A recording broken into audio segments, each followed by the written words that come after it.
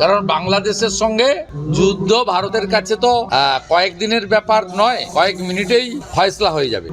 আমরা বড় ভাই হিসেবে চিমটি কাটছে, আঁচড় কাটছে, সহ্য করছি, তো বেড়া আমরা দেবই। এটা ইউনূসের উস্কানি, উনি যুদ্ধ লাগাতে চান, কারণ উনি ইতিমধ্যে জনসমর্থন খুইয়েছেন, ভ্যাট চাপিয়েছেন, প্রত্যেকদিন মানুষ খুন হচ্ছে, বর্বরচিত ঘটনা হচ্ছে। আজকেও একটা পুলিশ মহিলা কর্মীর ঝুলন্ত লাশ থানার মধ্যে পাওয়া গেছে। হিন্দু স্বাভাবিকভাবে ইউনূস যুদ্ধ লাগিয়ে রাষ্ট্রপ্রেমের জিগির তুলে টিকে থাকতে চাইছে, কিন্তু ভারতীয় বিএসএফ সংযমের পরিচয় দিচ্ছে, কারণ বাংলাদেশের সঙ্গে যুদ্ধ ভারতের কাছে তো কয়েকদিনের ব্যাপার নয়, কয়েক মিনিটেই ফয়সলা হয়ে যাবে। আমরা বড় ভাই হিসেবে চিমটি কাটছে, আঁচড় কাটছে, সহ্য করছি, তো বেড়া আমরা দেবই। পাবলিক রাস্তায় নেমেছে,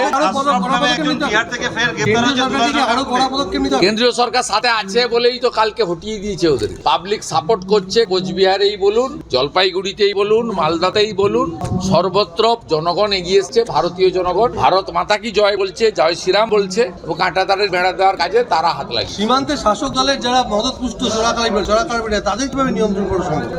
শাসক দলের মদতপুষ্ট যে সমস্ত চোরাকারবিরা আছে তাদের কিভাবে চাইলে নিশ্চিতভাবে করা যায়। সেক্ষেত্রে রাজ্য পুলিশ তার সহযোগিতা দরকার, যে সহযোগিতাটা ত্রিপুরা, আসাম, মেঘালয়, মিজোরামের সরকার করছে বিএসএফ কে বা কেন্দ্রীয় এজেন্সিকে, পশ্চিমবঙ্গে সেই সহযোগিতা পাওয়া যাচ্ছে না। কারণ এরা রোহিঙ্গা মুসলমান, এদের জাল আধার কার্ড ভোটার লিস্টে নাম তুলছে।